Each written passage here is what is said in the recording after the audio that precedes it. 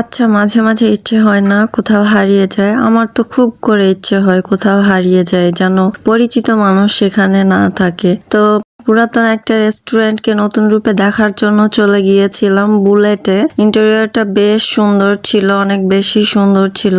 আসলে এখানে পিকচার তোলার জন্য এটা হচ্ছে পারফেক্ট একটা জায়গা। পিকচার জন্য বেশ কিছু জায়গায় ছিল সেখানে। তো হ্যালো এভরিওয়ান, আসসালামু আলাইকুম। আজকে এক্সপ্লোর করব হচ্ছে বুলেট। তো বুলেটের অ্যাম্বিয়েন্স সম্পর্কে আসলে বলার কিছু নেই, অনেক বেশি সুন্দর ছিল। ইনডোর আউটডোর দুই জায়গায় বসার তাদের জায়গা ছিল, এবং খাবারের মেনুর কথা কি আর বলবো, খাবার বেশি ছিল না, বাট খাবার অনেক টেস্টি ছিল, অনেক মজাদার ছিল।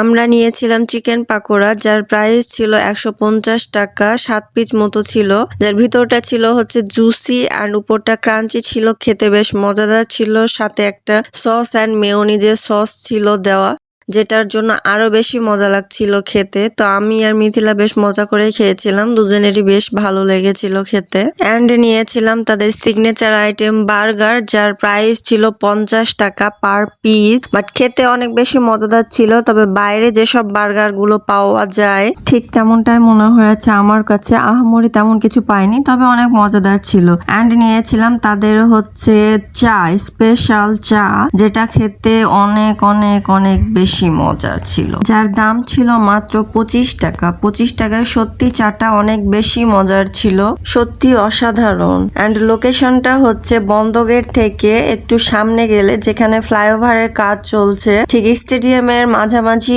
অবস্থানে জায়গাটা। অ্যান্ড আমি বলবো রেস্টুরেন্টটা হচ্ছে পিকচার তোলার জন্য পারফেক্ট একটা প্লেস, অ্যান্ড হচ্ছে ফ্রেন্ড সার্কেলদের নিয়ে আড্ডা দেওয়ার জন্য পারফেক্ট একটা প্লেস।